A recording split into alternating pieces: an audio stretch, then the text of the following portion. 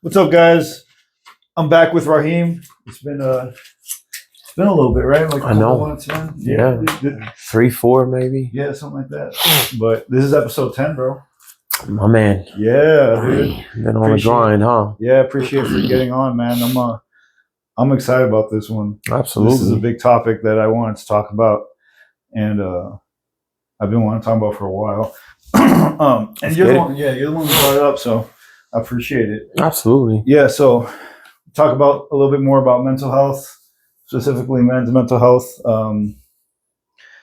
Just before we get started, man, like what? Because we kind of mentioned that that's kind of an important topic to you.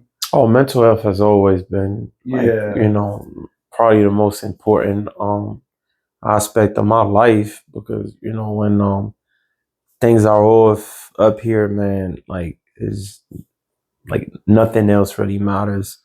Yeah. So I think obviously you cannot quiet the brain with the brain. You have to use the body, like whether it's breathing techniques, exercise, going on walks and whatnot. But if things are not going well up here, man, you're gonna have a very hard life. Yeah, man. Yeah, that's what I've been kind of dealing with the past few months, honestly. But I kind of want to talk about, I know we mentioned I want to talk about burnout, but eventually we'll get to that. But I kind of want to talk about almost like a kind of self-worth. Do you ever have issues? Because I kind of deal with this on a constant basis where, like, let's say you're not productive, whether it's work. Sometimes you miss the gym a little bit, and you feel like you're not producing, whether for yourself or your community. 100%. Yeah, man. It almost feels as though your self-worth is lower or you're not.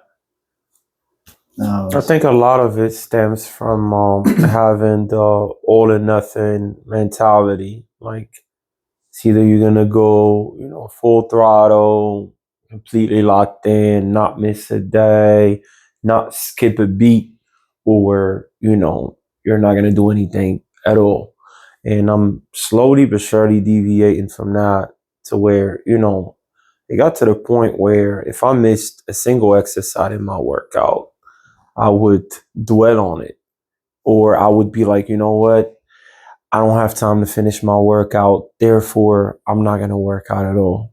Like, it got to that point where I was like either all or nothing. I don't like, I couldn't find a middle ground. But now I'm deviating from that. I understand that just because I miss a workout, or just because I can't finish a workout, or just because I can't be productive, with my business or with anything like that. Like, it doesn't really make me. Like, it's okay to have off days. At the end of the day, we're human, Right. and we're not gonna be perfect no matter how hard we try.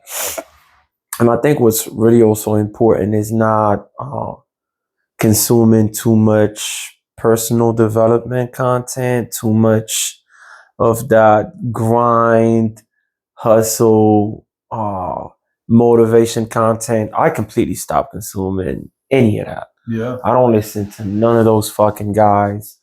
I just don't. Like, at the end of that's not even a life. I had to take a step back and realize that it's not even a life I want to live. Like, when I look at guys like Alex Hormozy, David Goggins, you name Jocko, like, I don't want to be anything like those guys. I don't like their mindset anymore. I don't like it. To me, it's just driven by vanity, numbers, money, excessive productivity. Right. And to me, that's not why I feel like I was brought up, to this earth. It's like I don't want to spend my days working and aiming higher and higher because it'll never stop. Doesn't stop. It doesn't stop. You make $1 million, you want 10. You make 10, you want 100. You make 100, you want $1 billion. You wake up at 5 o'clock, make it 3. You wake up at 3, why even go to sleep? And like, I'm good. Like, I go at my rhythm, and of course I try to improve. Doesn't mean I stop aiming to improve. It's just that toxic. You're not doing enough. Call 1,000 people. If you're not selling, call 1,000 people. Get rejected. Like, for what? So I can acquire more material items. Like, no. Right now I'm working towards financial freedom. Uh, I want to feel like I don't like the feeling of being broke because it's scary. Right. Something, God forbid, goes left with your health or anything like that, you're at the mercy of the system. You get kicked out of your house, you're at the mercy of homelessness. And you get into an accident, like now you don't have a job, now you're broke, now you can become homeless. Now it's just that's my main concern, having the amount of money that I need to live comfortably and to not stress over the what ifs. And to me, I have a number in mind. It's I don't need $100 million for that. I don't need 200. I don't need $1 billion. I'd be very content with anywhere from 5 to like $15 million. Oh, that's enough for me, man. That's Absolutely. Because I know how to generate, enough returns to sustain my lifestyle. With not even sustain. I mean, honestly, like, I know how to generate enough returns to not even touch the principal. So that 5 is going to stay there, and it's going to work for me, and it's going to generate anywhere from 10% on the lower end, all the way to, 20 to 30% on the higher end. Of course, we're in a bull market. I don't want to get into the specifics, but I know how to leave that principal alone and live off the interest. And if I can make $500,000 a year, I mean, what else do I want? Like, I don't want to be in a mansion. It's just me. I don't need a fucking 100 rooms. I don't need 100 cars. I mean, I had 5 motorcycles at once. 4 of them were collecting dust, Right. just sitting out there. And it's, like, I could only imagine what it's like to have 30, 40 cars. It's a fucking headache. And I mean, I'm not saying I would turn it down if it came to me, but it's not something I'm aiming to achieve. And sorry if I'm going on a tangent, No, you're good, but bro. if you really take a step back and look at the hyperachievers and the people who have made a gazillion fucking dollars, a lot of it was made by stepping on other people. Let's get this shit fucking straight. They're not gonna admit to it, but you look at the stories of the Elons, the Jeff Bezos, the Mark Cubans. I mean, I don't want to reach that. Not saying I could anyway. You have $200 billion and you're paying your fucking employees minimum wage. Right. You are here scamming to raise the stock price so you can have even more money. You're asking the board for $1 trillion. And this is now. Mind you, what they were doing before is absolutely fucking absurd. Mark Cuban cheated, his partner in the dot-com bubble. You really dig into who these people are, the hyperachievers that everybody fucking worships. They're pieces of shit. The Shark Tank people, all of them go in the back and renegotiate the fucking deals, and then make people sign NDAs. Like, at the end of the day, who are we fucking worshiping in here? Right. Because I'm telling you right now, I'm not saying it's impossible to make money, a lot of money, while being a good person, but you get up top, man, and it gets, that thin line between a shrewd businessman and a complete piece of shit is this fucking thin, man. I'm telling you right now, and I don't want to be anything like those people. I'm not comfortable selling a fucking shitty product so I can make more money. I'm not comfortable stepping on somebody because they don't fucking understand business and I do. I'm not comfortable eating at somebody's fucking share and throwing them fucking peanuts, because I have all the leverage. At the end of the day, I want to eat, and I want the people that come in my vicinity, come in my orbit to eat too. I eat, you eat, I treat you fairly, you treat me fairly. And if I got to compromise any of that to reach those high levels of success, man, I'm straight. I'm cool. Yeah, man, there's enough food on the table for everybody. I don't want to do it, Vic. I just don't. Yeah. It's not interesting. When I was young, though, you know, some shit I'm not gonna get into. And I was like, "Fuck you, pay me." Man, I didn't give a fuck. I took chances with my life. I took chances with all kinds of shit so I can have money. You know, because I had the hunger and I had that get rich or die trying mindset. What changed it, bro? What changed it, man? Oh, fuck, man. That's a good question. What changed it? Okay, so I think one of the most important things is transitioning from working in the nightlife industry to like doing my fitness thing. I think it tamed whatever I had, that fire that I had inside. It tamed it in a good way because I started being around a different demographic. The conversations were different because now there is no alcohol or drugs involved. Not saying that I was drunk or, you know, I didn't do drugs. I barely drank, but the people that you're coming across when you work in that industry, a lot of people are going to be under the influence. So the conversations weren't the same. The environment wasn't the same. I never really felt safe, so I was always, you know, on 10 because I was outside 6, 7 o'clock in the morning.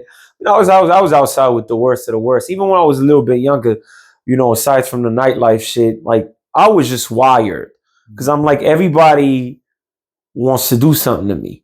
That was my mindset. It might have not been true, but it was not a healthy work environment. It was not a healthy life. So now that I'm more in tune with my mental health, that I'm more in tune with nature and whatnot. Like I love material items. I love nice things, but I'm not gonna let that transform my character. We're not doing that. My soul is not for sale. You know, sometimes I joke around with my friends, you know, I'm like, somebody gave you $100 million, would you take it up the ass? And I'm just, you know, I'm joking and I'm testing you. No, because right? Bro, I say that random shit all the time. The amount of fucking people that say yes, and I'm like, you're fucking playing, right? No, I would say they look at me dead in the fucking eyes, like, what? I'll do it for $1 million. And in my mind, I'm like, they're gonna start laughing because, you know, like, no. Like they're fucking dead ass, bro. That's what Cat Williams was trying to say. Bro, I'm telling them, man. That's what Cat Williams was trying to say. Bro, you know that, right? I don't think I did. Oh, yeah, nah, man. You give me $1 trillion, you can't buy my soul. Yep. Point blank. I don't give a fuck how much money you give me. I have a conscience, bro. Yeah. At the end of the day, I gotta be able to go to sleep. You give me $1 trillion, now I gotta ease the pain by popping fucking pills and drinking so I can go to sleep. Yep. What good is that? Yep. What good is that? You know, I you know, the Epstein thing, right? Here's what's funny. A lot of people would have sold like mind, body, and soul to be in those rooms with those powerful and successful. I mean, you look at who was in that island. It's nothing but the creme de la creme when it comes down to business, when it comes down to politics, when it comes down to Hollywood. But they're all rotten to the fucking core. You understand? And a lot of people who would have sold mind, body, and soul just to be in the presence of those people. I wouldn't even piss on them. I'm dead fucking serious. I wouldn't even piss on them. To me, they're the lowest of the low. And a lot of people would have went there and they would have, I hope they like me. Nah, I don't fucking like them. Bro. They're pieces of shit. I hope they like me. Well, let me talk proper. These motherfuckers are funneling fucking kids.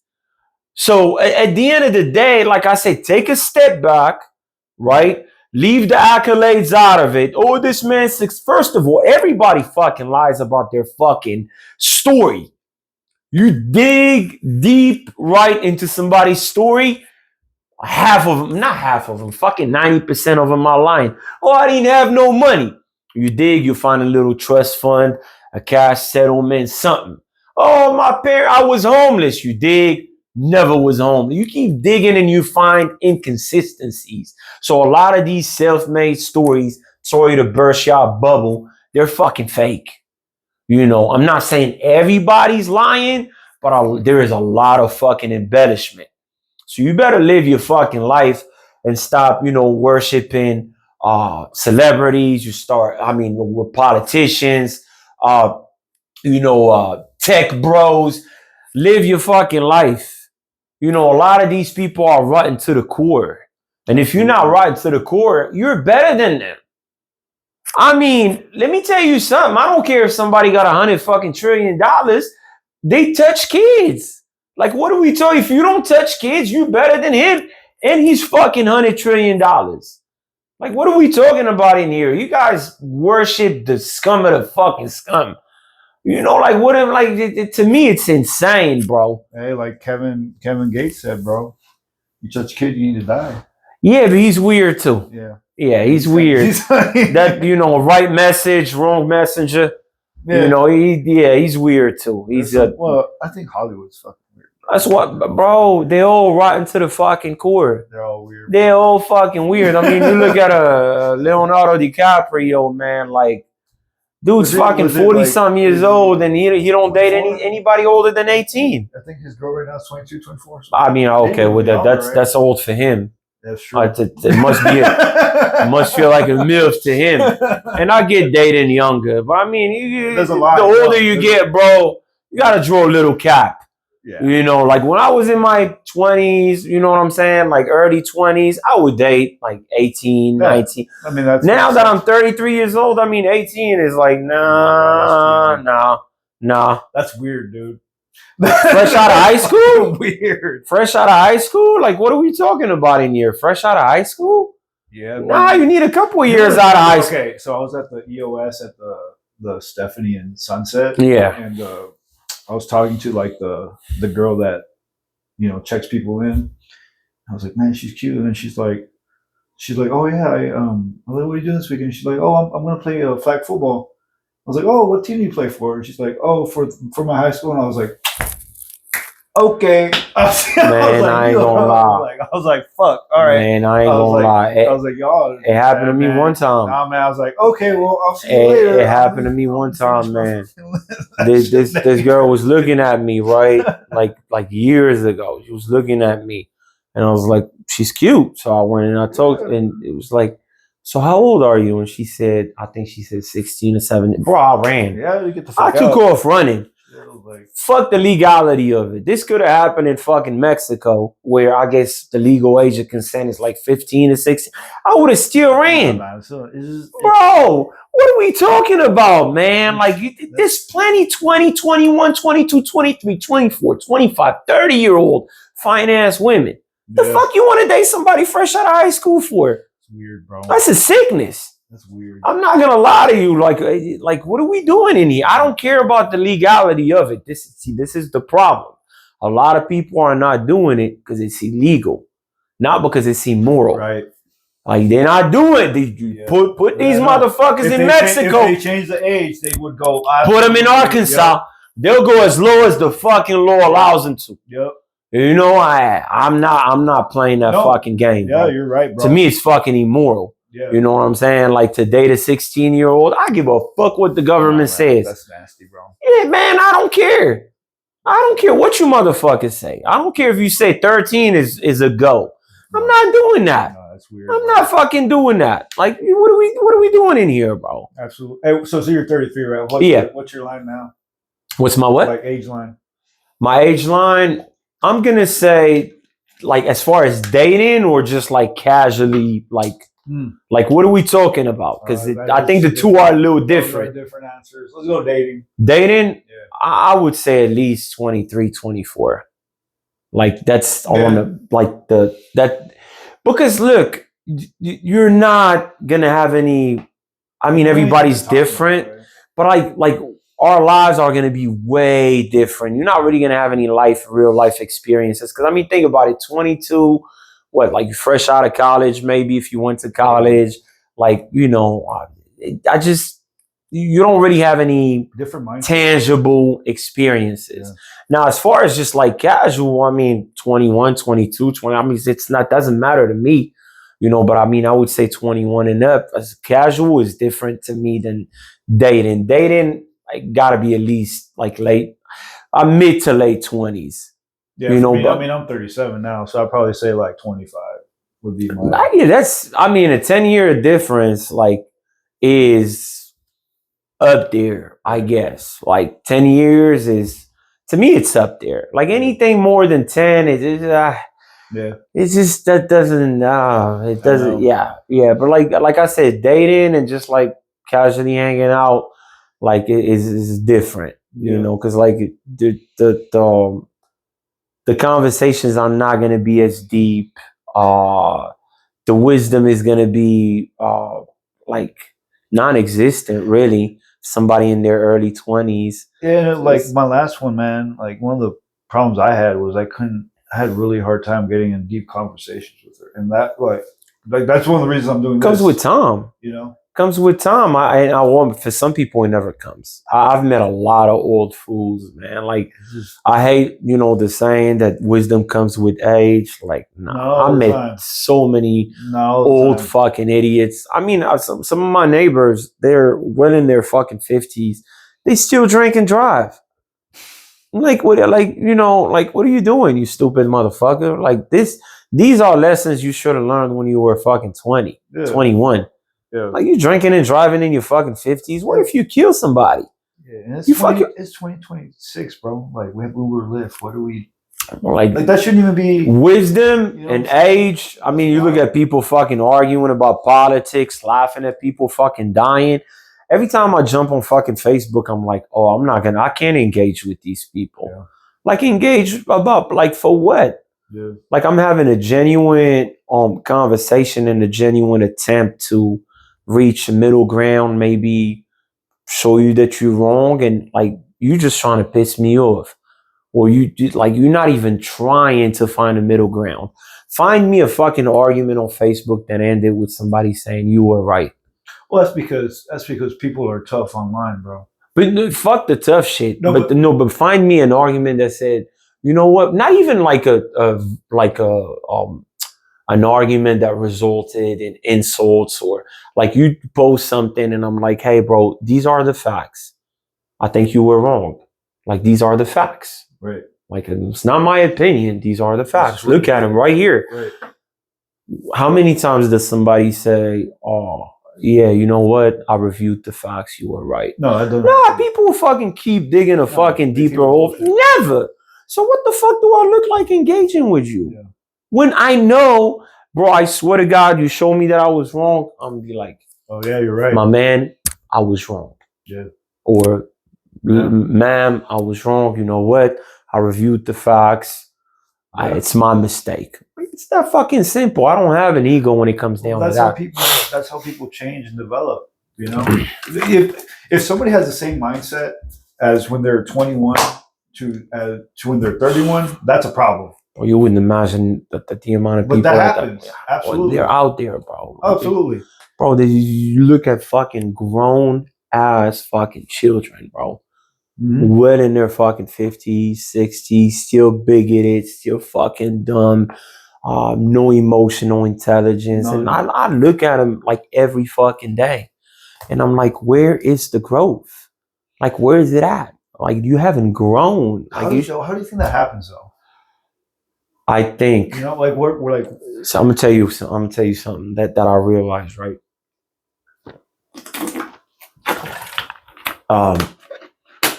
When you speak about intelligence, right? Like, a lot of people go straight into how many college degrees you have, if you're successful in business, your accolades, how much money you have.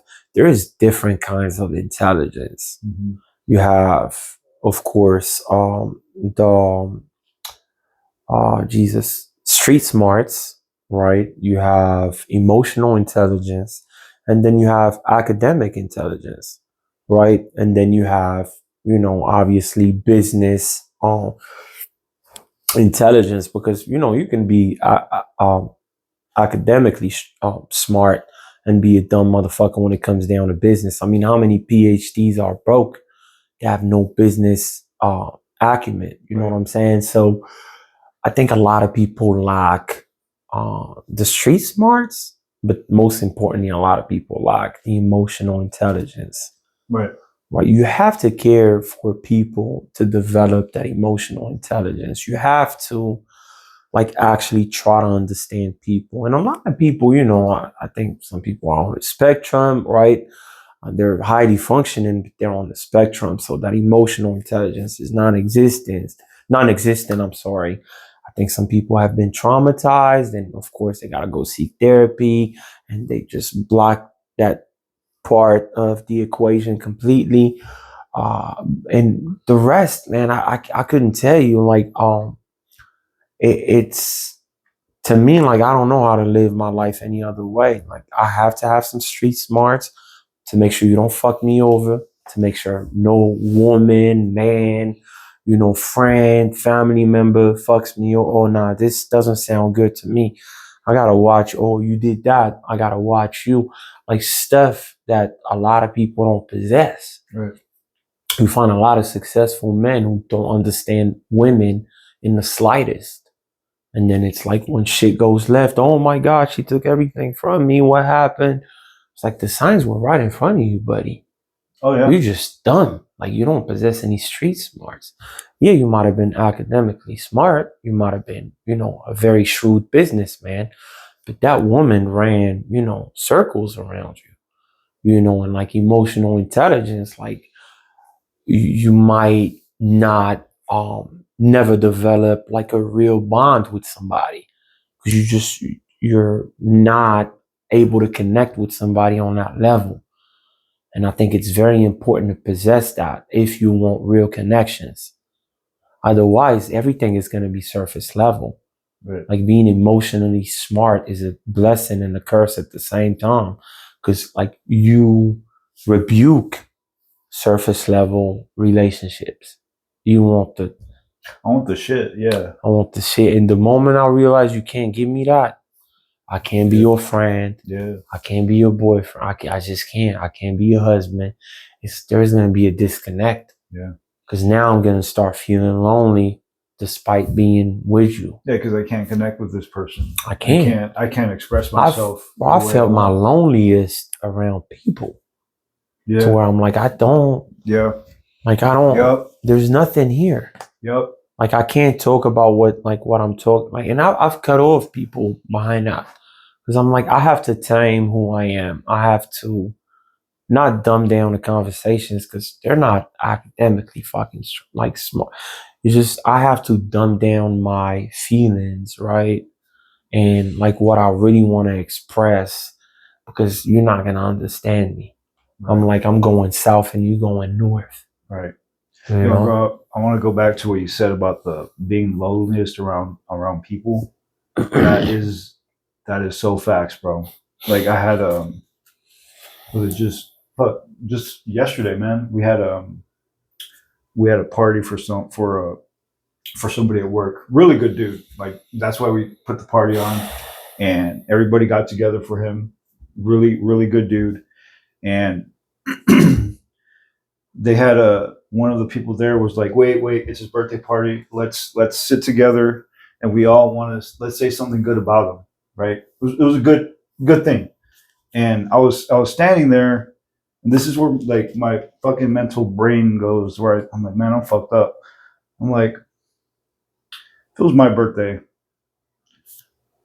would they ever do some shit like this for me? Would they ever like, oh wait, let's do this for Victor? Or is it one of those things where, oh, I'm just here because I'm their employer?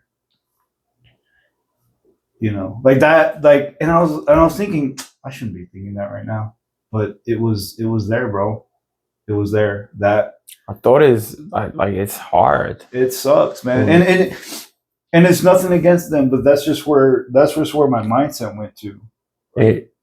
When you're the provider or when you can't really get any guidance anywhere, like things like those internal conversations become more common. Oh, It's yeah.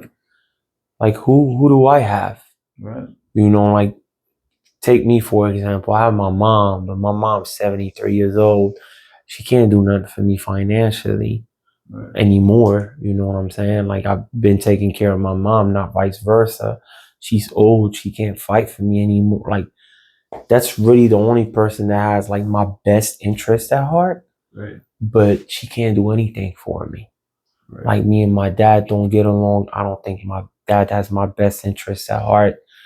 Definitely not anymore. So that's scary. You know, it scares me. And the more I think about it, the more I find myself like in these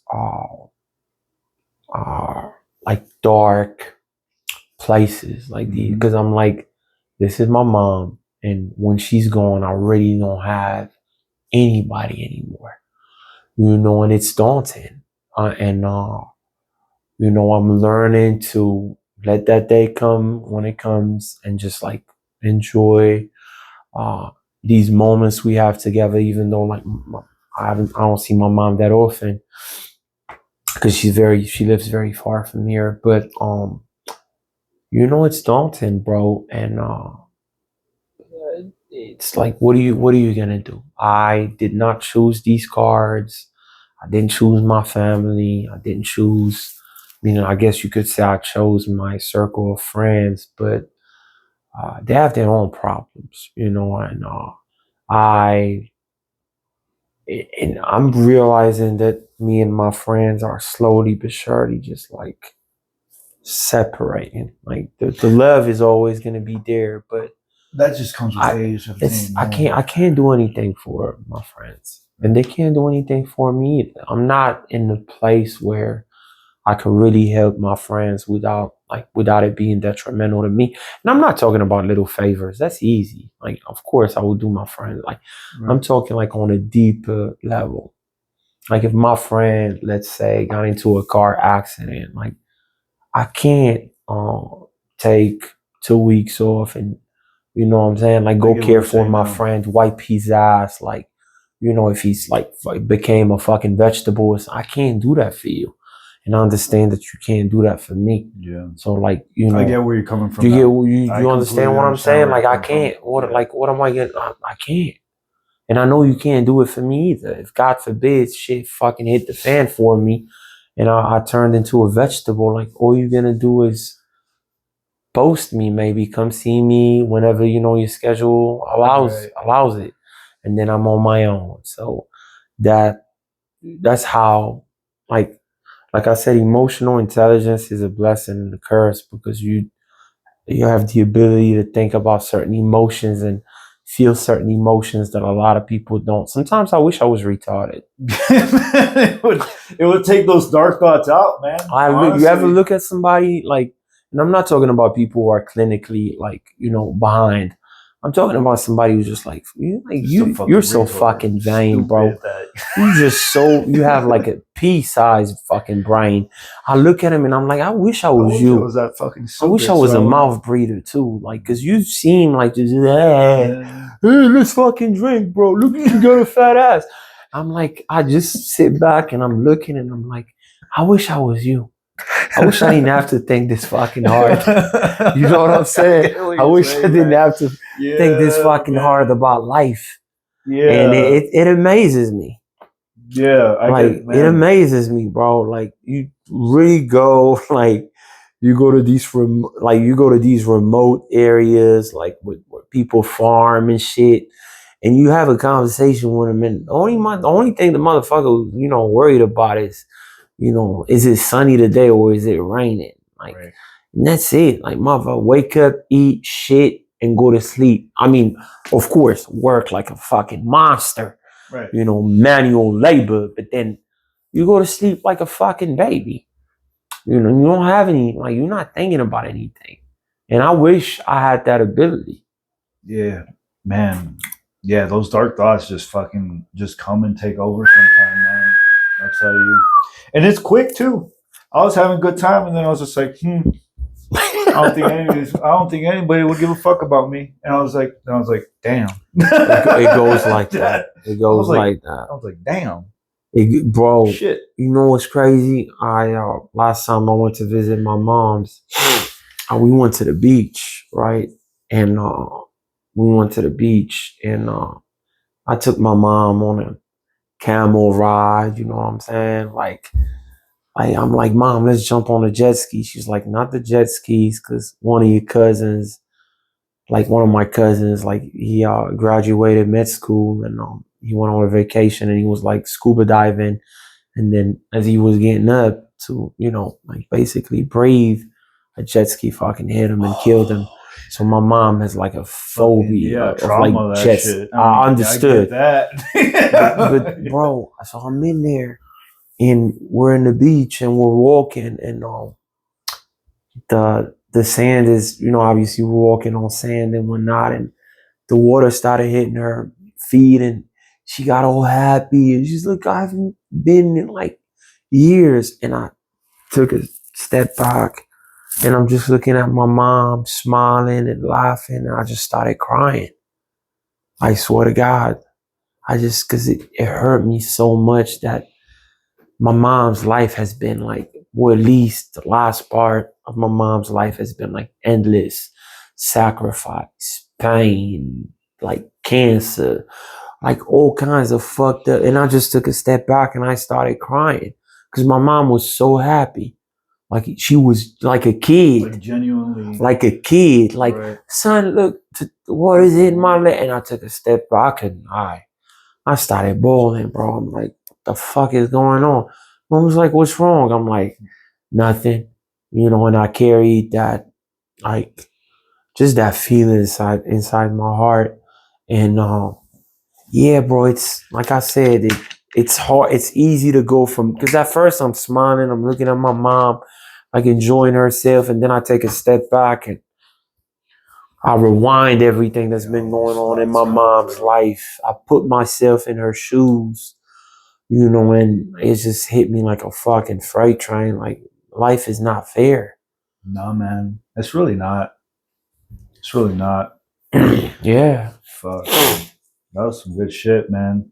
I want to talk about a little bit about burnout too. I think we got some time for that. Of course. But have you, like, for me, like, I don't mind putting in work.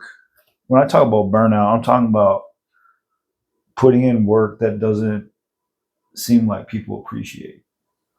Putting in work that doesn't seem like people appreciate. Yeah. What do you mean by that? Like, so let's say for me, I'm putting in all these fucking hours at work, and whether it's for people at the bottom or top that don't appreciate what I'm doing for them. You know what I'm saying? Does that make sense? Why are you doing the work in the first place? Is it like because you enjoy doing it? Is it for you? Or is it because you're seeking these people's validation? It's very important to ask yourself, why am I doing this? I've been asking myself that for a while now, to be quite honest, man. It's a tough question. It's a tough question, Because you can lie to yourself and be like, this is for me. Right. But then you don't get the response you desire from those people like that matter to you to a certain point. Well, then I need to find out who are the people that actually matter. That's very important too. Like what why are you doing this? Like once you have that answer, like if you're doing it because you're seeking the validation of others, now it's very important to take a step back and understand that the only validation that truly matters is your own. Easier said than done. Absolutely. We all find ourselves like seeking external validation, whether it's the woman you like, whether it's somebody you're trying to impress, like, somebody more successful than you, like, I fit in too. Right. Like whether it's your parents, whether it's family, like we all find ourselves seeking that validation. And it's very important to take a step back once you realize that that's what's going on. Because this is the problem, I think. One of the biggest problems in society is we never reflect. We never self-reflect. Like we never give ourselves those moments where there's just noise. I mean, where there is no noise, just silence. Like silence goes on. What happens? I'm gonna do this right here. Yep. Okay. Yeah. So I'm gonna do this because I don't want that. And your brain's just constantly. I don't want that. And then when you do that, what kind of information are you putting in your brain? Nothing. You're putting bullshit. You just don't. You're scared of that boredom, and you're never gonna be able to self-reflect if you keep just seeking like those quick dopamine hits. Right. It's impossible. And it's, look, bro, I mean, me first to tell you, man, like, I'm addicted to this shit too.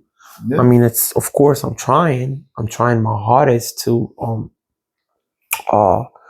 reverse this addiction or get rid of it completely. But realistically speaking, it's fucking hard. Yeah. You know, I try to post on social media to, I guess, target like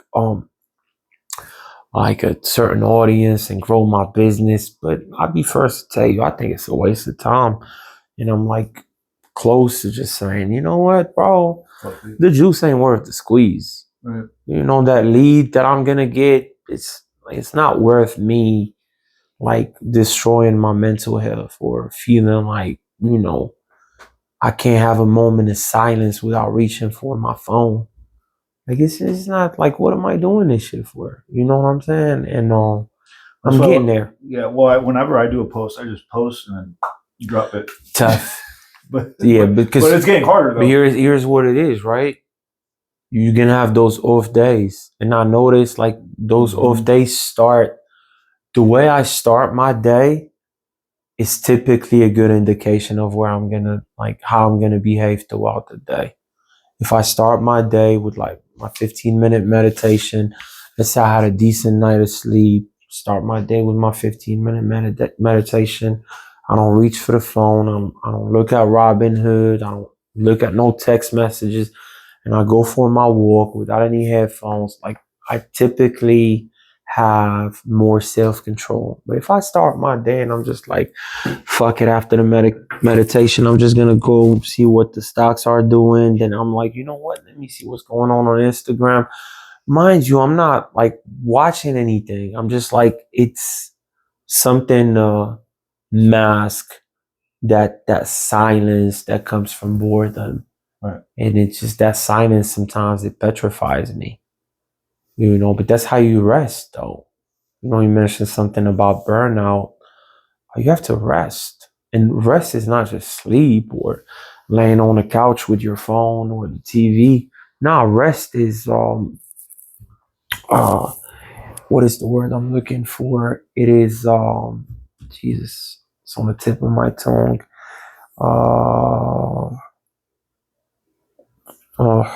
Man, I'm having a brain fart, but it's intentional is what I'm trying to say. Do something intentional. Like, I'm gonna rest. Right. I'm gonna sit in here, whatever thought crosses my mind, I'm not gonna allow it to linger. I'm letting that shit come and go. I'm sitting in there, you know, breathing, rely. I'm not grabbing my phone. I'm not looking at the TV. I'm not worrying about tomorrow. I'm not. That's like real fucking rest. Like I'm in the moment. Like right now, this is restful for me. This is intentional. It's intentional. Like, this is like the whole thing I did. The reason I did this was because, one, I wanted to be able to talk to people, and when I get into these conversations, I block out the fucking world, man. Like that, you know. How many people block out the world for anything? You know. You at work, you on the phone, you on social media. You at the gym, you on your phone, you on social media. Between sets, yeah. Bro, you're listening to music, you're watching videos, you're reading DMs. I mean, how do you think your brain feels? Like it's like you're not doing anything intentionally. You're not blocking out a second of your fucking day to just do whatever you're doing without any external distractions. One thing I started doing is when I go to the gym, when I drive there, I don't turn on any music. I keep it quiet, like no music, nothing. And then at least during my warm up, no music. I just have my headphones on, but with because it's the headphones that do the sound bar. So they're on to block the sound, but there's nothing coming out. I'm just thinking, I'm just doing my warm ups, doing whatever. And then when I slowly get into my heavy sets, that's when I That's fine. ramp it up. Isn't that crazy that the bar is set so low that this is considered hard now? Yeah.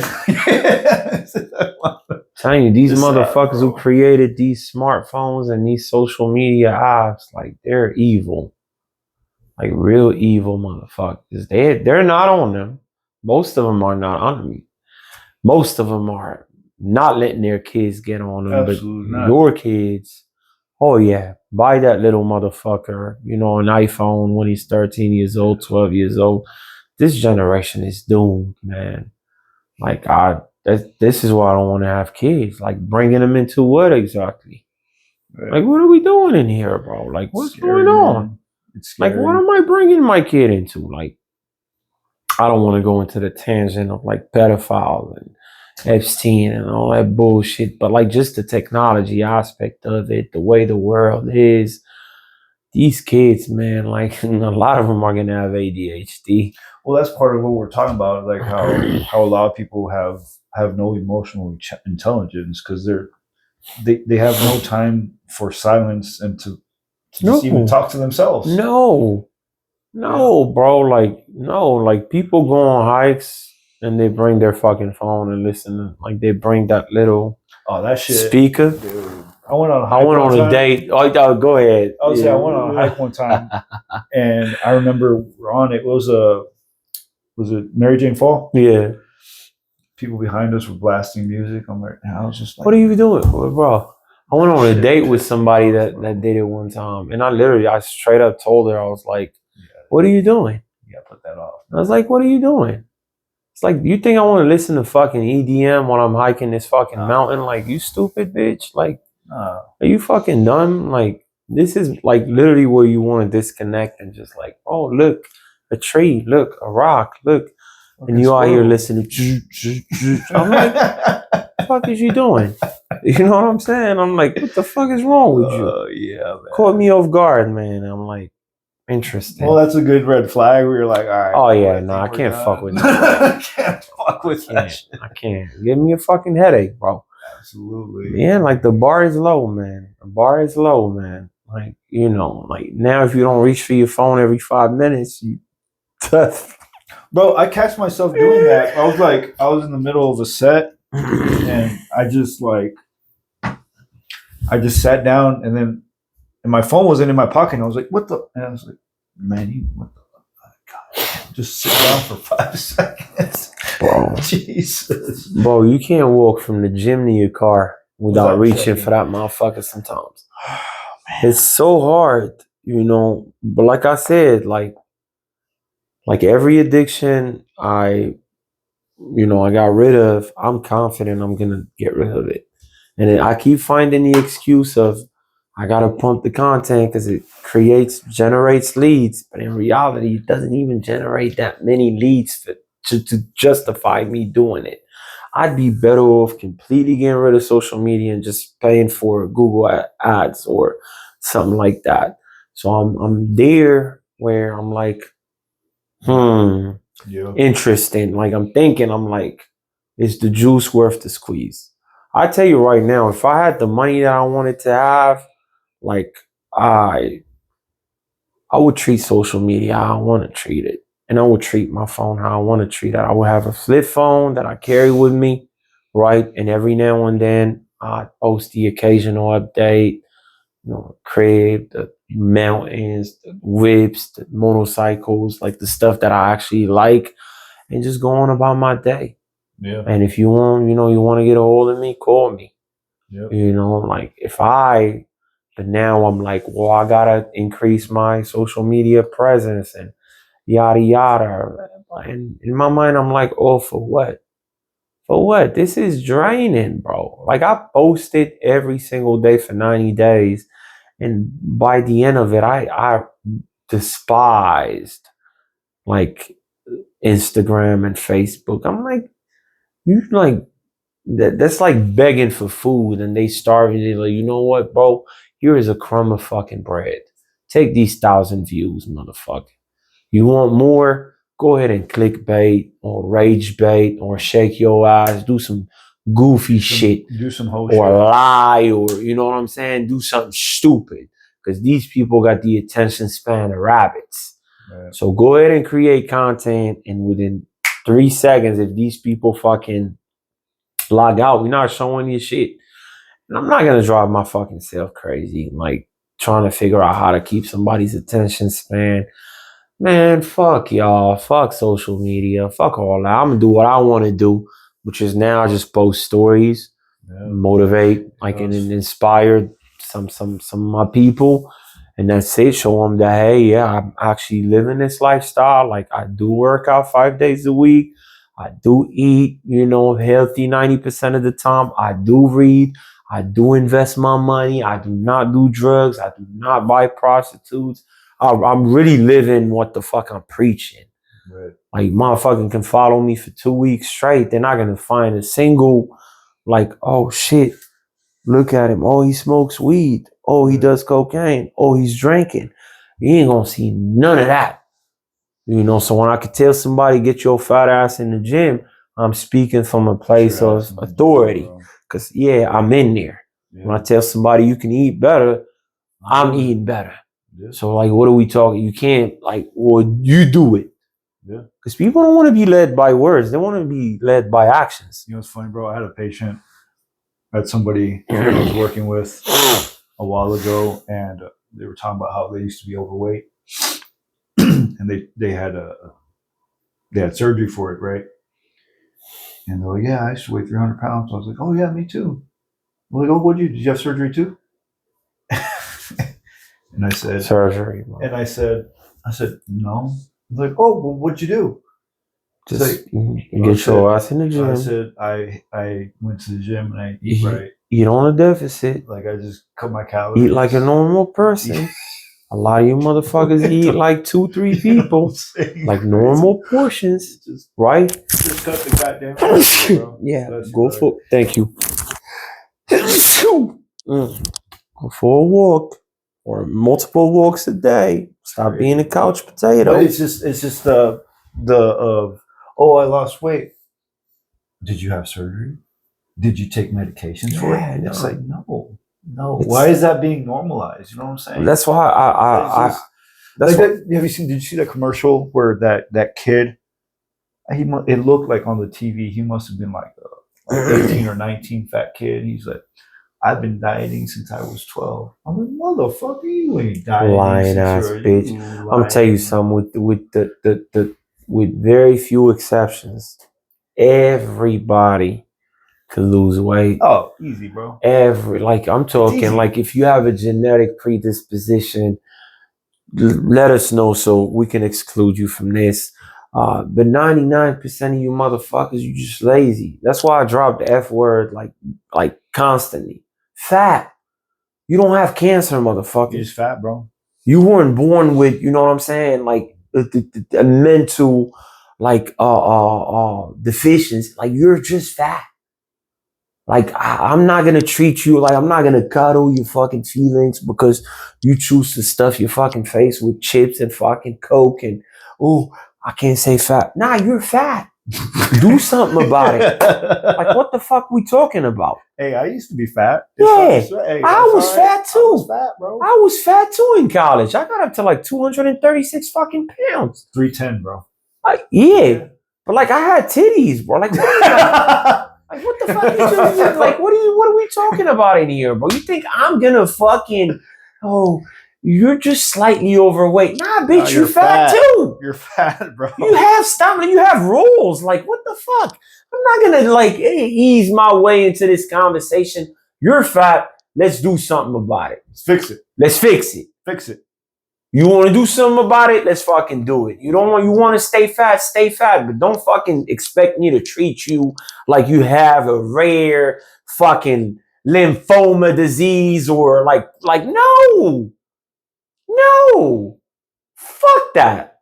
Get your fat ass in the fucking gym and start eating better. That's it. That's it, bro. Like, especially now, the amount of information we can get for free, bro. You know, That's one thing that really pisses me off when I see somebody with a fucked up form in the gym. I'm not talking about some stuff that could be like lightly tweaked. Little tweaks, yeah. Like motherfuckers doing partial rep. I don't want to hear it. Everything is on fucking YouTube, bro. I don't want to fucking hear it. Like, just type whatever exercise you want to fucking do with good form, and there's going to be a video with more views than others, more likes than others, more comments than others saying, yeah, this is great. And watch that shit. You have no excuse to fucking botch a fucking exercise in 2026. What the fuck? Oh, you're trying. You've been trying for fucking 5 years. You're not trying. The fuck you talking about you trying? I'm fucking trying. My squats were fucked up. I said, nah, enough of that. I went and improved my fucking mobility, learned how to fucking brace, got back in the fucking field, and now I'm squatting ass to grass. You're not fucking trying. The fuck you talking about you trying, man? Come on, man. Come on, man. No, you're not trying. If you, when you started the fucking gym, you were 300 pounds, and a year later, you're 295, you ain't tried a goddamn fucking thing. Motherfucker, 5 pounds in a whole year, you talking about I'm trying. It's hard. Stop wasting your fucking time. Yeah. Don't go to the gym. Like, just do the fat shit. Just don't half-ass it, bro. Either you're in or you're out. Either you're in or you're out. And I'm not talking about all in. You don't have to have a 6-pack. Yeah. You don't. But to tell me you can't lose a fucking half a pound a week? A pound a week? Half a pound a week. 52 weeks, what's that? 20-something pounds, 27, 26. You can't do that. You can't do that. You've been trying, and I'm supposed to believe it. And I'm a nutritionist, and I'm supposed to believe you've been trying. No, you have not. Nah. No, you have not. No, you have not. You have not. You have not been trying, sir. You know, it's crazy. You're talking about the squats, man. So we talked about my autoimmune disease. Yeah. Yeah. My fucking back, man, was so fucked up. I stopped deadlifting for fucking years because my pain. And you know, I just told you, like, man, I am so proud about hitting that 405 now. You should be fucking, because I got for deadlifts. I got my form. I worked on my form. You have to, bro. Like, it's out there, bro. Yeah, it's out there. Worst case scenario, you go hire a fucking, like, a reputable fucking coach. 5 sessions. I had a client who did that. She came to me. She said, "This is not going to be long term. I'm like, I haven't worked out in a while. You know, I've been slacking. I would like for you to coach me for," I think it was like a month and a half, 2 months. She's like, "I just need you to ease me back into it, check my form, etc." And she didn't have a lot of money. Right. She cashed me off for that month and a half or whatever that month. We worked. No, it was more than a month. I'm lying. I think it was a month and a half or 2. And I didn't hold back because I understood exactly what it was going to be. I gave her everything. Yeah, you knew the mission. Because I was like, "You sure you can handle this afterwards? Because I'm gonna give you probably more than you can handle. I'm gonna give you all the fucking game. I don't gatekeep. I give it to you, and you're still gonna hire me because you. That's how confident I am in my ability to actually coach and get people results. I tell you everything you gotta do. Show you the form. I'm not gonna hold back, and I'm not gonna tell her everything so that way she can re-sign. Right. Everything. Give you the abs. Show you how to track. And you're still going to hire me because I still provide that accountability. I still provide that nutrition guidance, that knowledge if we got to make any tweaks. If anything happens and we got to readjust anything, I'm there. Like, I'm there to coach. But like I said, I gave her that and her form improved. She did everything she was supposed to. So if you're lost and you're really that lost, go hire a trainer. You know, you wouldn't go fight somebody. You wouldn't go jump in the ring and fight somebody without hiring a trainer. I mean, I would hope not. Right. You wouldn't just go box somebody. You wouldn't just go drive an F1 car without having somebody teaching you how to do it. You know, so if you're that, like, scared and you feel like the form is off and you don't want to watch the videos, you don't want to do the work because you just don't want to do the work. Let's just be honest. You don't want to do the research. You just want to go to the gym and brainlessly do something. Like you don't want to put you don't want to put any effort into designing a program using the free tools that we all have, right? Well, Chat GPT, Google Gemini, years of peer-reviewed studies telling you, hey, this is what works, this is what doesn't work. You don't want to do any of that. You just want to come in and look, I'm in the gym. No progressive overload, no working out close to fucking failure, not eating enough fucking protein, not warming up appropriately, and then you're fucking crying and bitching, I'm hurt. I hurt my back. Because you don't know how to train, because you don't warm up. And this ain't I'm not holding any fucking secrets. This is common fucking sense. You just don't want to put in the work. Hey, how do I work out right? This is my age. This is my fitness level. Design a 6-week or a 12-week program for me. Chat GPT. Boom. Easy. Boom. Revise that program based upon the latest scientific findings, etc. Boom. You get that. It's not going to be the best. It's not going to be tailored for you, but it's way better than just coming in and doing a bunch of shit. You know what I'm saying? A bunch of nonsense. And that's why people quit, man. Because they go in, they're like, I'm just gonna go try these machines. They're doing these machines. No progress. Zero. They're not overloading. No. And they're not hitting their macros. No. And shout out to the women who are actually progressively overloading, because 90% of y'all just be in there with the same little ass weights. Some of you, you have not big, but you have bigger bodies and legs that can handle RDLs with 70, 80, 100 pounds, and you out here doing them with 20s, talking about my booty won't grow. It just won't grow. Huh? You've been doing RDLs with 20 pounds your whole fucking gym career. Like, what are we talking about in here? Like, what are you doing? If you don't have to use fucking straps for RDLs, you're not training your hamstrings and your glutes hard enough. Your grip is supposed to be the weak fucking link when you're doing RDLs. You don't even use straps. And your grip is not that strong, which means you're not loading your fucking legs. Like, what are we doing in here? Where you want to grab bicep curls and I want to tone my arms. First, what is tone? What the fuck is tone? What is, like, either you're building muscle or you're losing fat, or you're doing both. You can't, what is tone? What do you think about the stigma about the women weight training and afraid to weight train because they think they're going to look like a guy? My favorite. You wish. You wish. You're going to need a whole fucking pharmacy. You silly rabbit.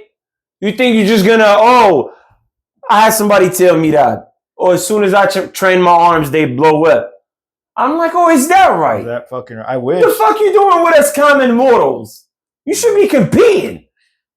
What the fuck is you doing with us common mortals? Yeah, like you just hit the arm, like you do a couple bicep curls and your arms just, man, you silly. I wish you know how fucking hard it is to get big? Yeah, bro. I'm not talking about fat. I'm talking about big. It's fucking hard, man. You know what? Actually, you say that. You know what I find hard? Like, it was harder for me to lose those 300 pounds, like drop from 300 to 200, than gain muscle mass. You mean it was harder to gain muscle mass than lose? Yes, yeah, absolutely. Yeah, it was. I caught it right away because I'm already knowing. Yeah, it's harder to gain muscle mass than just to lose fat. Yeah, because losing fat was easy. All you have to do is fucking eat less, do a little bit of cardio. Take building muscle out of the equation. If you just want to lose weight, you don't want to go to the gym, which, by the way, I don't recommend. I don't recommend that you just lose weight without going to the gym.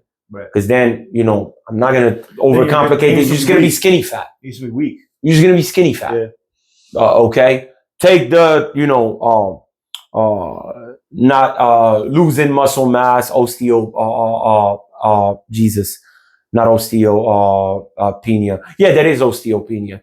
Take osteopenia, losing bone density. Osteoporosis. take that out of the equation, right? Not having any strength. Take that out of the equation. Not having any stability, any core stability, any single leg balance. Take all of that shit out of the equation. You're gonna look like shit. You ever seen these motherfuckers on Ozempic? They look like crackheads. Literally. They look like fucking meth heads and crackheads. If that's what you want to look like, I'll get ahead.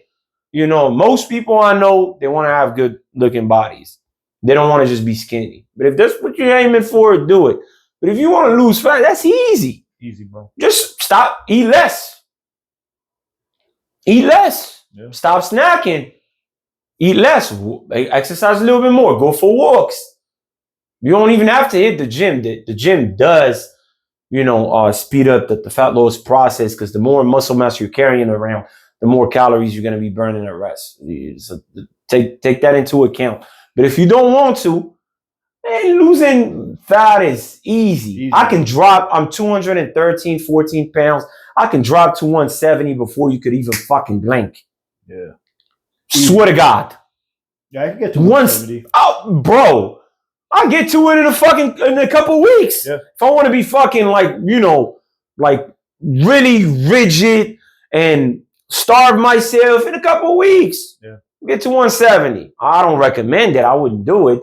But I'm just saying, like, yes, sure, have realistic expectations. Realistic expectations is a half a pound to a pound a week on the low end. If you're obese, you can aim even a little higher.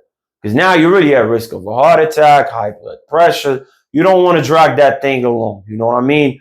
If you're obese, start dropping a little bit faster than a pound a week. And then once you get to a sustainable weight, then start eating a little bit more, drop a half a pound to a pound. But if you're 400 or 500 pounds, I'm sorry, but the clock is ticking. I don't want to be the bearer of bad news, but you see Jelly Roll? How he lost? Did you see no. Bro, he looks good. He does? Yeah. Good. He lost his weight. Beautiful. So fucking good. I love seeing it, by the way. You should watch the podcast he just did with Joe Rogan.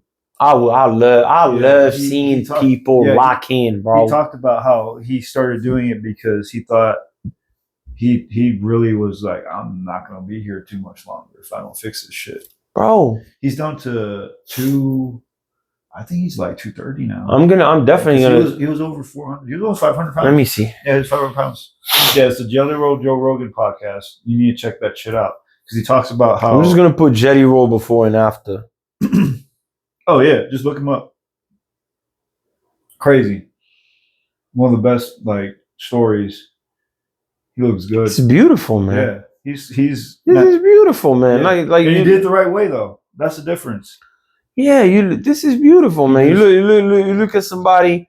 You went from being a fat slob to now being a presentable human being. Because I mean, look, if you're that overweight, you probably snore. You probably don't wipe your ass all the way through. Let's be fucking honest. I mean, you shit probably. I don't want to get into too many details, but bro, you're a slob.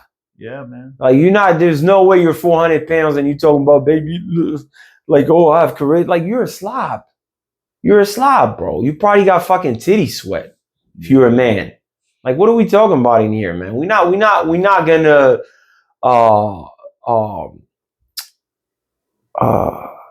vouch and act vouch for that and act like it's acceptable.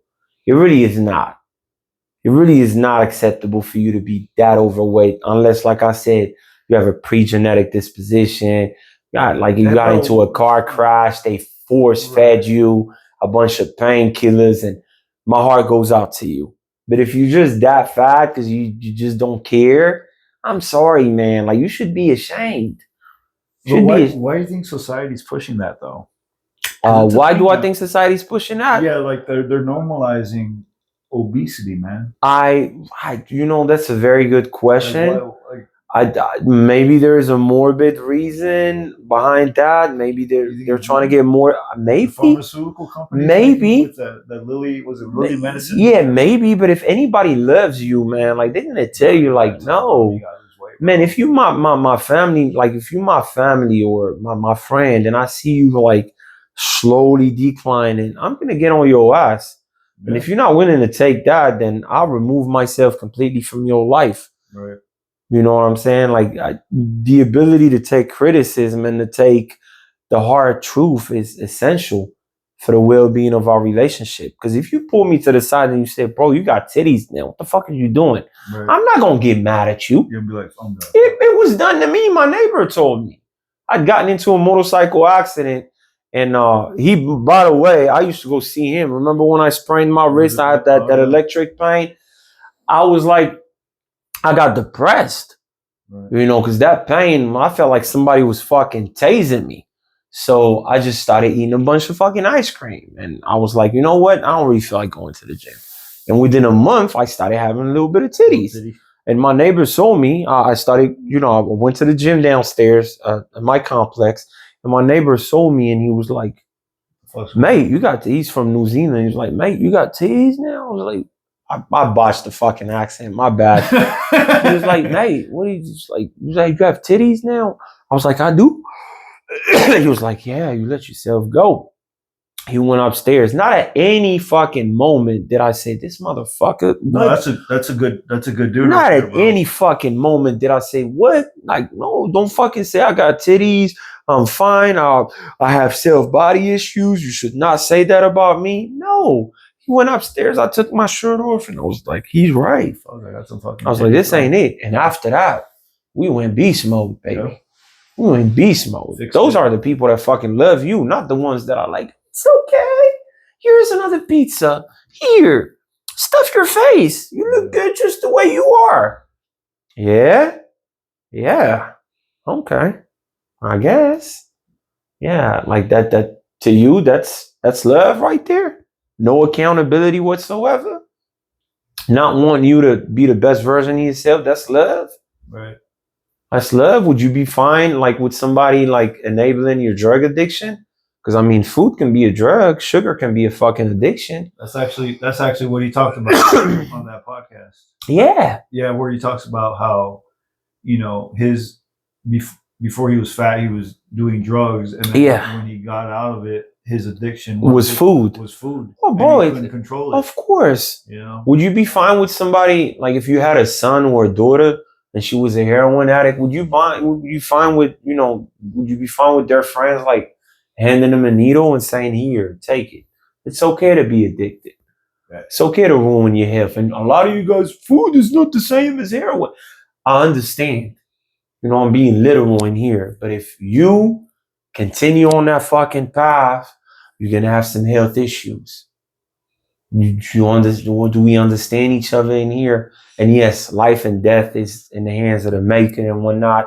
There's a lot of fat people who don't have a single fucking health problem, but you don't want to increase the odds of you developing diabetes, high blood pressure, a stroke. Why would you want to do that to yourself? Life is already hard as is. You know, a lot of us are predisposed to cancer just with our genes. You understand, without you doing anything, you already have a predisposition to certain diseases. But now, on top of that, you want to fucking increase the odds of you catching some more shit? Are you fucking serious?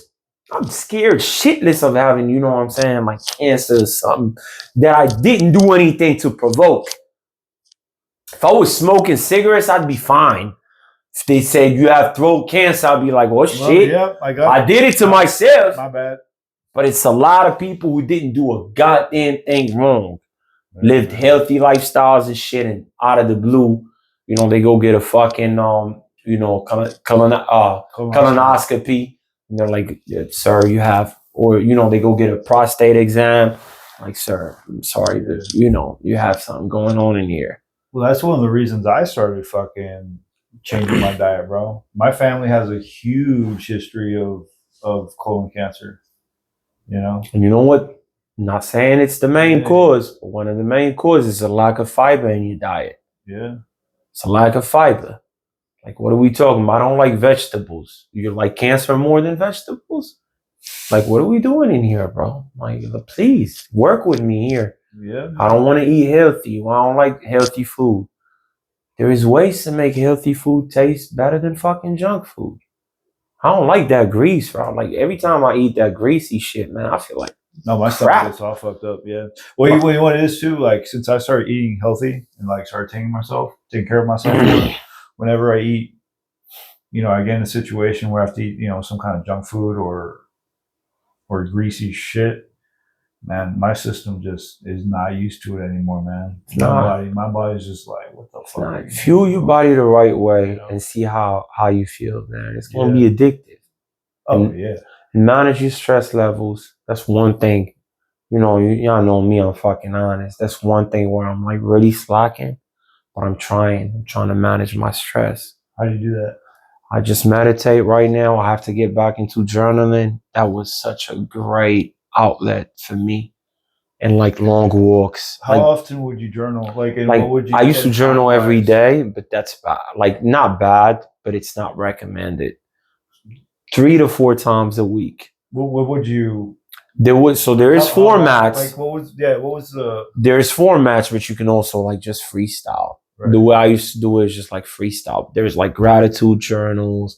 There's multiple ways to journal, right? But the way, I think I have a note in here. The way I like to journal is just freestyle. I just go and boop, boop, boop, boop, pen down whatever, I'm going through. Okay, so you have expressive writing, which I think was what I was doing. You have gratitude journaling, and you have to be specific. And you have reflective reframing. Reflective reframing, you start with a challenge, what happened, what it meant, what it revealed, what it taught you, and a call to action. But how I used to journal was expressive writing. And every single time I put that pen down, I felt like a burden was lifted off my shoulders. Swear to God. If I could recommend any habit to anybody, aside from exercise and eating right, of course, journal, man. Just journal. You have your brain is too much is going on. Right. And you expect your brain to make the small decisions, the big decisions, and have all this, these dopamine hits. No, you have to write down what's bothering you. So is that what you would mainly do? Just write down the issues? Mainly, just today was tough, or today was great. But here's whatever was crossing my mind. As soon as you start writing a couple of lines, and you could start with a line because to develop a new habit is hard. So you don't want to force yourself to write a whole page when, this is a new habit. You can start with a line or two and just a couple sentences. And then every other day you write down a little bit more and more and more. And I'm telling you, man, it really transformed my life.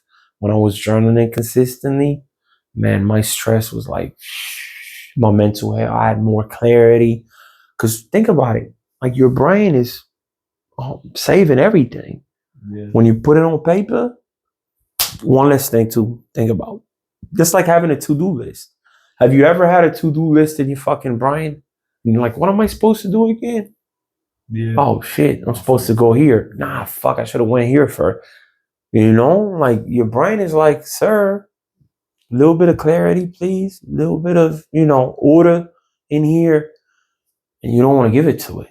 Right. It's you don't want to give it to it. That's why I think it's beyond fucking important to, have staple meals, right? Because automatically you wake up, you're I know what I'm having for breakfast. I don't have to think about it. Oh, that's why I love meal prepping, bro. It's the best. Why you think those motherfuckers, those tech bros, they wear the same outfits? And mind you, those outfits are expensive. Even those fucking t-shirts are $700. Because some people ass kisses. Mark Zuckerberg wears the same t-shirt. Yeah, but that t-shirt's $700. Plain fucking t-shirt for $7. Stop fucking dick riding and worry about your own fucking shit. He also has a $2 fucking billion yacht. Stop, just shh. Please. Enough with the fucking ass kissing. Let people do whatever the fuck they want to do with their fucking money. Real wealth is silent. Shut up. Which one of them do you have? You don't have either one. You're not wealthy, you're not rich. Let the rich do whatever they want to do. They want to go buy fucking Lamborghinis and shit and gold chains. Let them do it. As long as they're not fucking going broke trying to do it or asking you for fucking money, just back to it. That's why they wear the same shit. Decision fatigue is real, bro. It is, dude. Decision fatigue. Like, what am I gonna have for breakfast? Oh fuck. Let me see. Oh, I don't have this. I don't have that. Or what am I gonna do today at the gym? Like, what day am I gonna work out? Right. What time am I gonna go? No, man. These are decisions that you leave your brain with. Yeah. I'm automatic. So the night before, I have so many work clothes that it's just lined up. I see. I don't be like, I'm gonna wear this. I'm just like, oh, this is next. That's it. This is next. That's it. Pick your outfit the night before. No, Sunday. Pick your outfit the night before. It's just boom, all of it set up. Put it on wrinkle free in the dryer. All these. All right, shirt. This is what I'm wearing this week. Get my clothes ready for the gym. Everything's set. Meal. Okay, I'm gonna have the overnight oats for breakfast, lunch, dinner. Everything simple. Keep it simple. Stupid. Easy, bro. I eat the same shit every fucking day. Keep it simple. It's efficient, and it doesn't take my time or energy. Let your brain think about the executive to see the hard shit. Yeah, that's it, bro. Yes, sir. I make it so easy for you have to. You know, you have to. Because, bro, at work, that's when I need my brain firing in all the goddamn cylinders. Yeah, and if your brain got to think about what the fuck you're going to eat for breakfast and lunch, yeah, good luck when it's time to actually make the hard decisions. Your brain is like, bro, I've had enough today. Bro, I had to pick your fucking clothing and what you had to have for breakfast.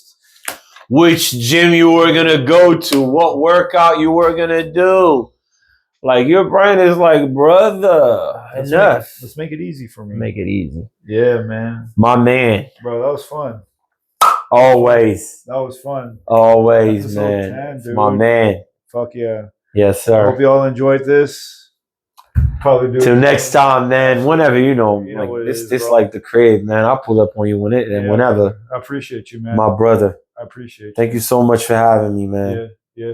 You have a good night, bro. You too, brother. Later, guys. Yep.